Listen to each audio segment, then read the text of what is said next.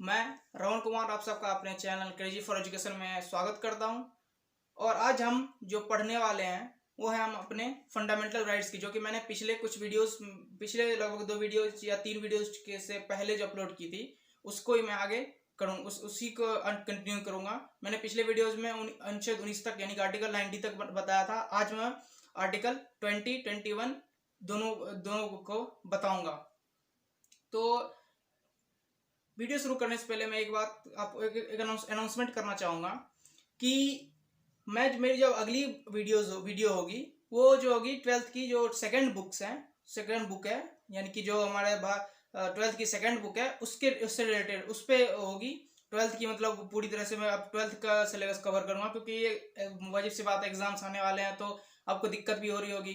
तो मैं उसको पूरी तरह से कवर करूँगा और आशा करता हूं कि आपको ये वीडियो पसंद आएगी, और अगर पसंद आए तो लाइक शेयर एंड सब्सक्राइब भी जरूर कीजिएगा। चलिए शुरू करते हैं अपनी क्लास। और हाँ, शुरू करने से पहले एक बात कहना चाहूँगा कि मैं आपका बहुत बहुत शुक्रगुजार हूँ कि मेरे जो है परसों के डेट में 100 सब्सक्राइबर पूरे हो गए हैं। तो अपना ऐसे ही प्यार मुझे बनाए रखें और मुझे ऐसे ही हौसला देते रहें ताकि मैं आपकी आगे भी मदद करता रहूँ। तो चलिए शुरू करते हैं अपनी आज की क्लास। आज का अपना टॉपिक जो कि है क्या, फंडामेंटल राइट्स के बारे में। और कौन सा आर्टिकल के बारे में आज हम पढ़ेंगे? आर्टिकल 20 के बारे में। आर्टिकल 20 ये क्या कहता है? दोष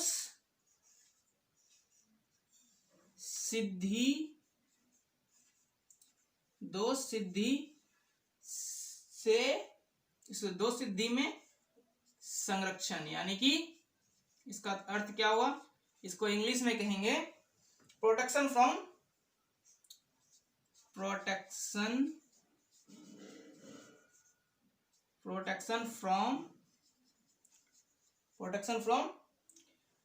कन्विक्शन।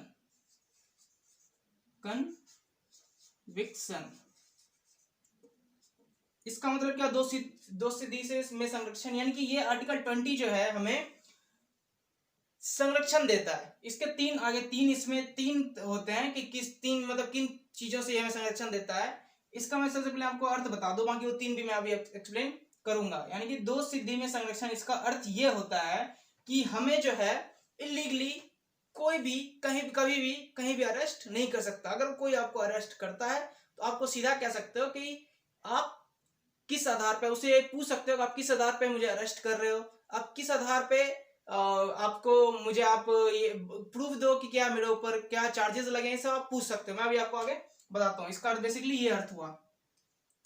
तो इसमें पहला है अपराध के समय का कानून। अपराध के समय का कानून पहला है इसमें अपराध के समय का कानून। दूसरा कौन सा है इसमें? दूसरा है कि एक अपराध के लिए एक बार सजा। एक अपराध के लिए एक बार सजा। और तीसरा है खुद के विरुद्ध गवाही। तीसरा है खुद के विरुद्ध गवाही। अब इन तीनों को मैं अभी एक्सप्लेन करता हूं। पहले पॉइंट्स लिख दिए हैं, अब अभी इसको मैं एक्सप्लेन करता हूं। पहला क्या? अपराध के समय का कानून।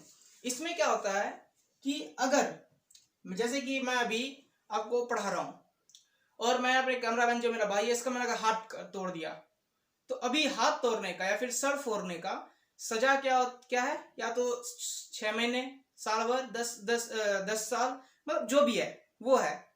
और अगर ऐसा अभी कानून यानी कि 2020 के कानून के मुताबिक कितने महीने हैं?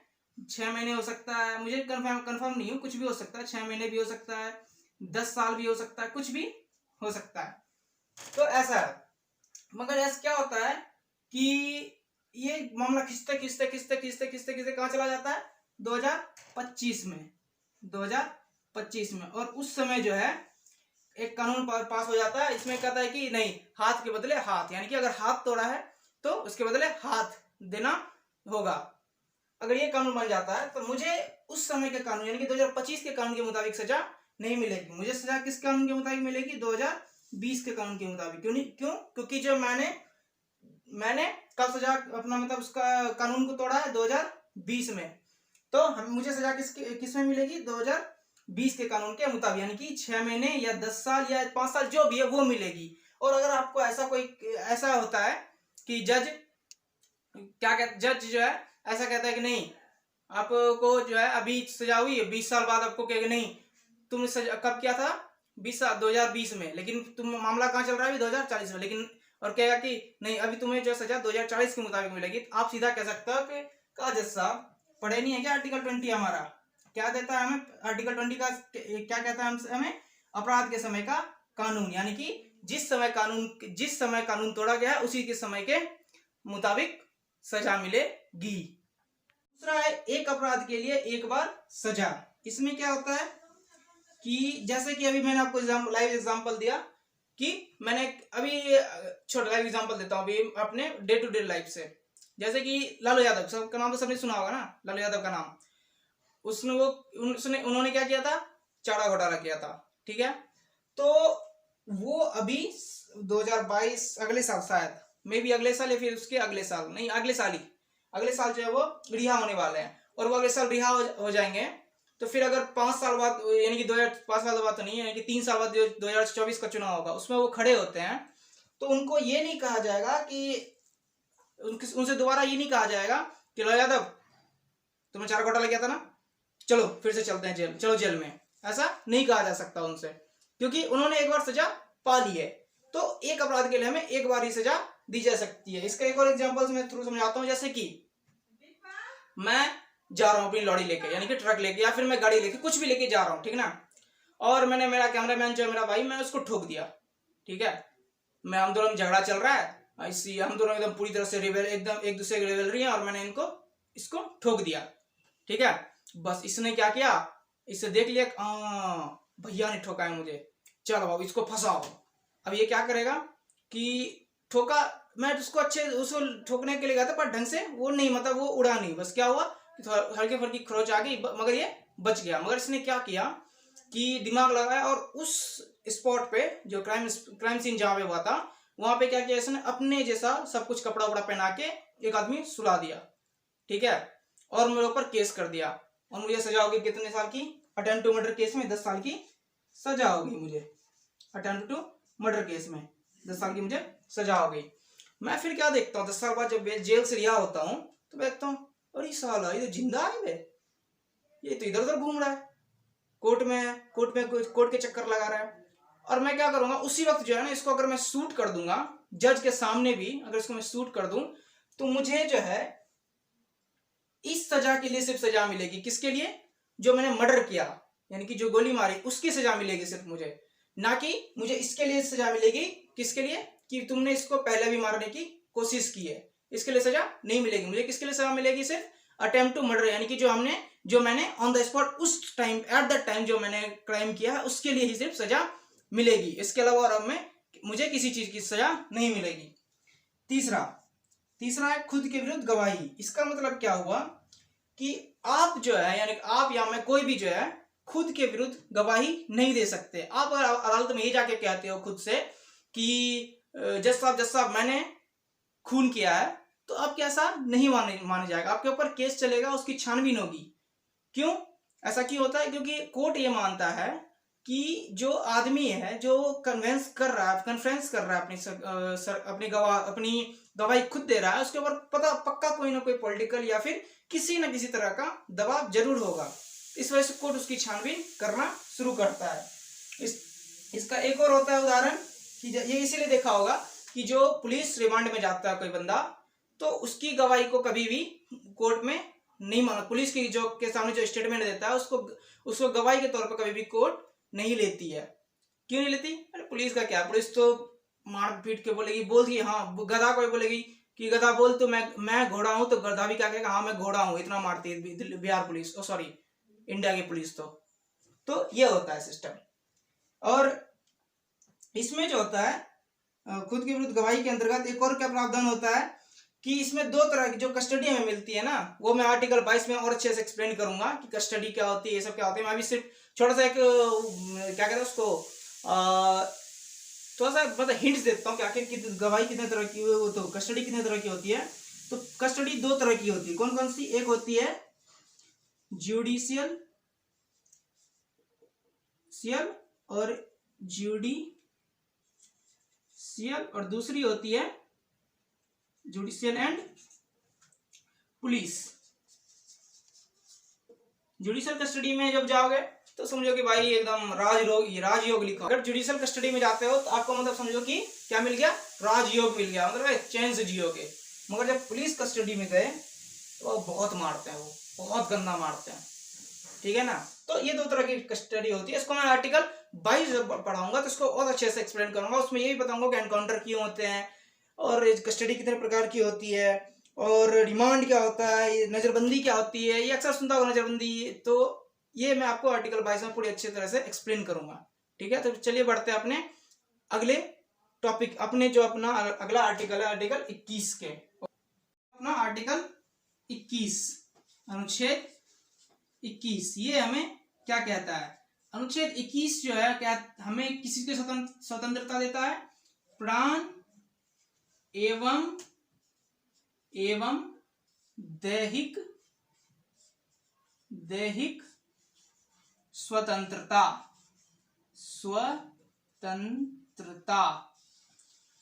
इसको इंग्लिश में कहा जाए तो right to life and personal liberty. आप जो अभी जीवन जी रहे हो, यानी कि आप जिंदा हो इंडिया में, तो एक इसी आर्टिकल की वजह से, यानी कि आर्टिकल 21 के कारण ही जो है आप इस इंडिया में रह पा रहे हो। आपको इस चीज का जो भी चीज आप कर रहे हो इंडिया में, जो भी काम कर रहे हो, वो सब आर्टिकल 21 के थ्रू ही कर रहे हो। अगर आपसे आर्टिकल 21 ही छीन लिया जाए तो तुम मतलब ऐसा सोचो कि इंडिया में कुछ है ही नहीं, तुम तो बचोगे ही नहीं फिर, आर्टिकल 21 को अगर छीन लिया जाए। इसलिए जो है ना आर्टिकल 21 को बैकबोन ऑफ आवर कॉन्स्टिट्यूशन भी कहा जाता है। इसके भी 3 पार्ट होते हैं, वो पहले मैं 3 पार्ट लिख देता हूं, फिर आपको मैं एक्सप्लेन करूंगा। पहला होता है पर्यावरण। दूसरा होता है कौन सा? दूसरा होता है आत्महत्या।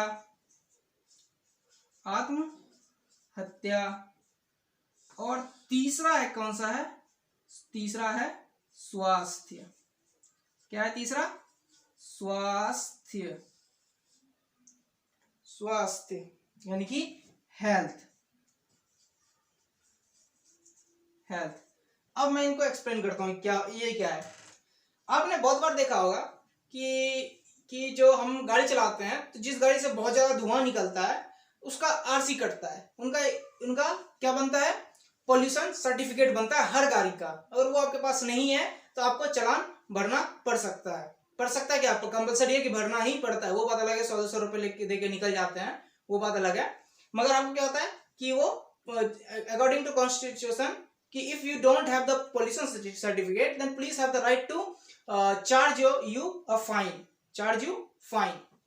तो ये क्या हुआ, सुप्रीम कोर्ट के सामने एक मामला आया था और उसमें कहा गया था कि सुप्रीम कोर्ट ने कहा कि हमारे पास राइट टू लाइफ तो है, लेकिन ये जो हम जितने पॉल्यूशन हो रहा है गाड़ियों से, पॉल्यूशन जो हो रहा है गाड़ियों से, ये क्या होता है? किसको खराब कर रहा है? ये इन्वायरमेंट यानी कि पर्यावरण को खराब कर रहा है। हमें ये डायरेक्टली किल तो नहीं कर रहा, कोई गाड़ी वाला के हमें डायरेक्टली तो नहीं ठोक रहा, मगर ये इनडायरेक्टली हमें क्या कर रहा है? वो हार्म कर रहा है, इनडायरेक्टली हमें हार्म कर रहा है।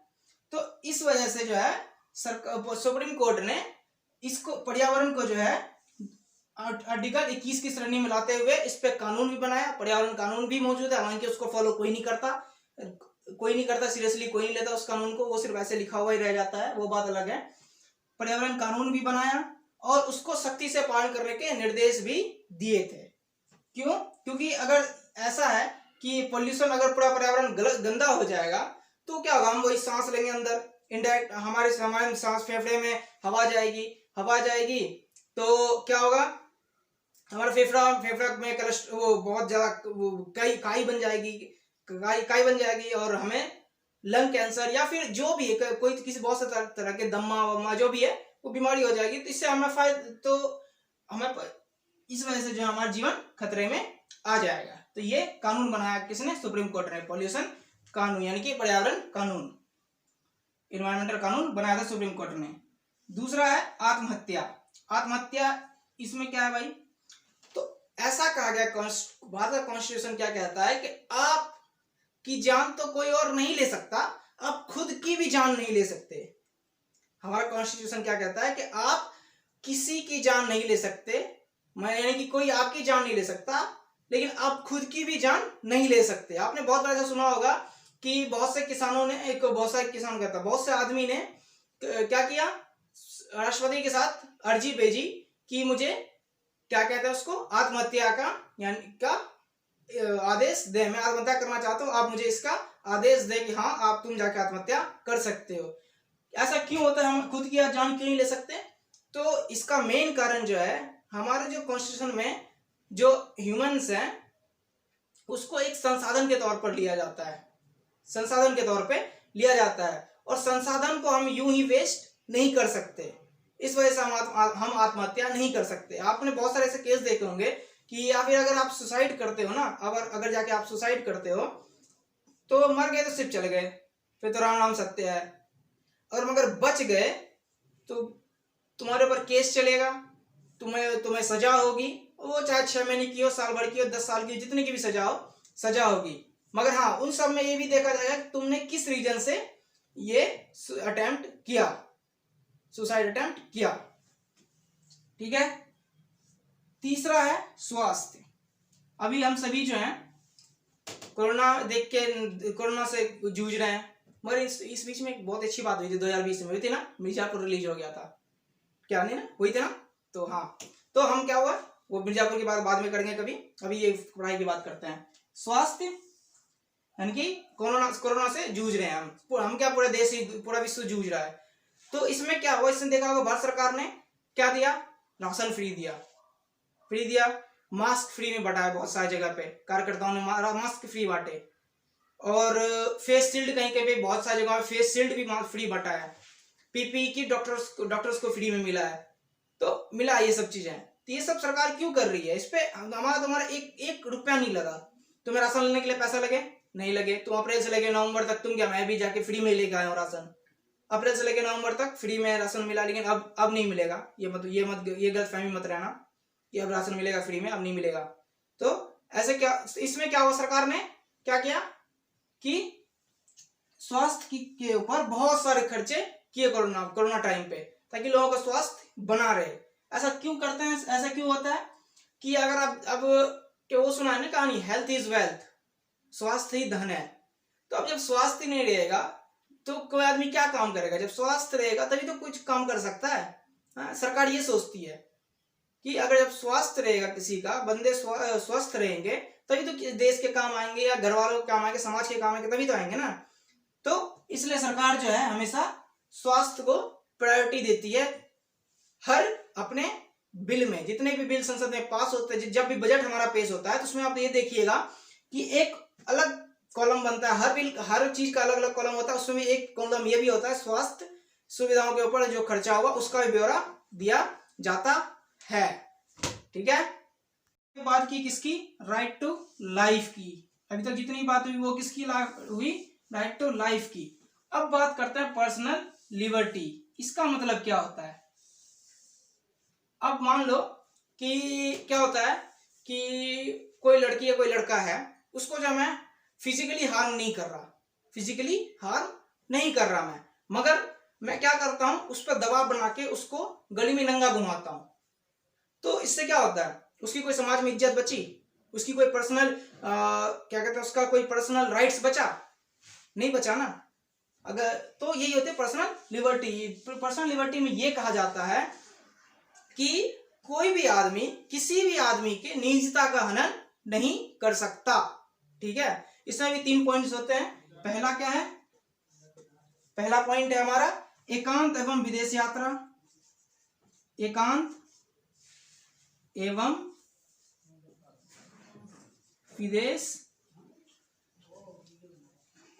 यात्रा। दूसरा होता है क्या, निजता। निजता। दूसरा क्या होता है, निजता। और तीसरा क्या होता है, तीसरा कौन सा होता है, एडल्ट्री। एडल्ट्री, यह है एडल्ट्री। अब इसमें क्या होता है, इन तीनों में क्या होता है, एकांत एवं विदेश यात्रा में इसमें क्या होता है कि हमारा जो ये पर्सनल लिबर्टी है, ये कहता है कि किसी व्यक्ति को वो चाहे तो, अगर वो चाहता है कि मैं अपने एकांतवास में रहूं, मैं सबसे हट के रहूं, अलग रहूं, मैं भीड़ में नहीं रहूं, तो आपको जो है वो नहीं कह सकता, कोई व्यक्ति फोर्सली नहीं ये कह सकता नहीं तुम भीड़ में जाके रहो। तुम अगर शादी हो रही है कहीं, या फिर कहीं तुम पार्क में बैठे हो, तुम अकेले में बैठे हो, तो तुमसे प्रशासन यानी कि पुलिस आके ये नहीं कहेगी कि ओए तू यहाँ क्यों बैठा, चल उधर चल, साइड में चल, वो भीड़ वाले में चल बैठने के लिए। ऐसा कोई नहीं कह सकता। वो दोस्त मुहिम की भी बात अलग होती है, वो खींच छाप के ले जाते हैं आप, मगर उस पर भी आप अगर केस करोगे तो केस होगा, ये होता है। तो एकांतवास का मतलब क्या होता है कि आप अगर एकांत रहना चाहते हैं, आप अगर पीसफुल जोन में एकदम अलोन बैठना, if you want to be alone in a peaceful zone, then nobody have right to force you to go to the gathering. Okay, ये होता है एकांतवास। और ये तो हो गया एकांतवास। अब विदेश यात्रा का, इसमें क्या होता है कि you have the right to travel all over the world. तुम्हें दुनिया के किसी भी देश में आने जाने की पूरी तरह से आजादी है, उससे तुम्हें कोई नहीं रोक सकता, कुछ पर्टिकुलर सिचुएशन को छोड़ के। जैसे कि अभी हाल फिलहाल में एक लक्ष्मी बैंक का मामला सुना था, जो फ्रॉड हो रहा था, क्या कहते हैं, जो उसका मालिक भग रहा था लेके पैसा। या फिर छोड़ो, उस अभी लेटेस्ट एग्जांपल देता हूँ, पीएनबी घोटाला। पीएनबी घोटाला सुना है सबने ना। उसमें अगर सुप्रीम कोर्ट उसको ये कह देता, उसको सुप्रीम कोर्ट अगर ये कह देता कि तुम्हें बाहर जाने की इजाजत नहीं है, तो कोई माई का लाल नहीं था जो उसको बाहर जाने देता। ठीक है, मगर इन सब पर्टिकुलर सिचुएशंस को छोड़ के आपको ये पूरी तरह से आजादी है, आप देश के पूरे विश्व के किसी भी कोने में जा सकते हैं, आपको कोई मनाही नहीं होगी। इसमें एक केस, बहुत ही तगड़ा केस और बहुत ही बवाल मचाता है। एक एग्जांपल देता हूं मैं इस केस का। मेनका गांधी, सब जानते हैं मेनका गांधी कौन है, संजय गांधी की पत्नी। और संजय गांधी कौन है तो वो बहुत सभी जानते हैं संजय गांधी कौन है। नहीं जानते तो फिर भी बताता हूँ, इंदिरा गांधी के पहले बेटे संजय गांधी। तो मेनका गांधी का क्या हुआ था, एक बार भारत सरकार ने पासपोर्ट रोक दिया था, बल्कि उनके ऊपर कुछ नहीं था, कोई चार्जेस नहीं थे, लेकिन फिर भी उनका पासपोर्ट रोक दिया गया था। तो उन्होंने क्या किया, फटाक से जाके सुप्रीम कोर्ट का जब दरवाजा खटखटाया, कहते हैं सुप्रीम कोर्ट, ये तो मेरी निजता का है, मेरे तो आर्टिकल 21 का उल्लंघन हो रहा है, मेरी पर्सनल लिबर्टी का।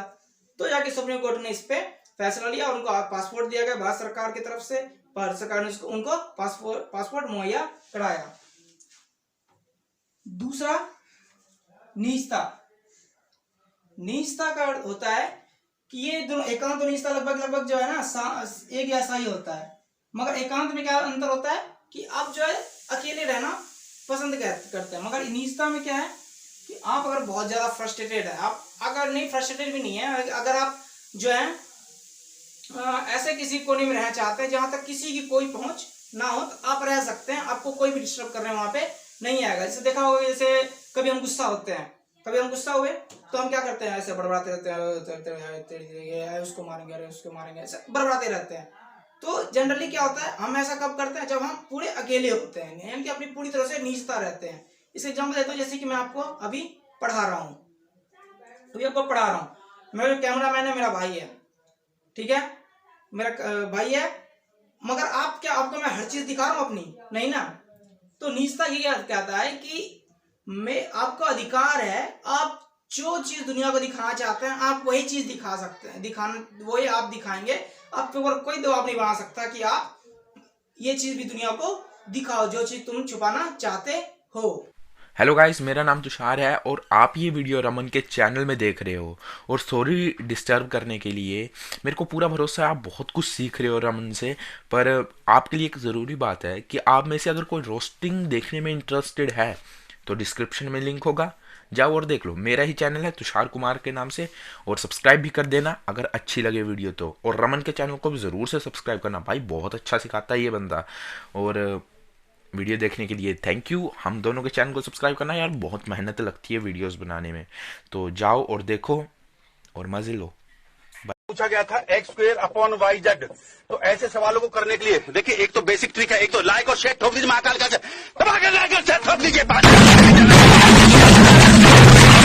पूरा साल मेहनत करता हूँ आपके लिए बेटा, ऐसा नहीं चलेगा, ऐसा नहीं चलेगा। Bye bye.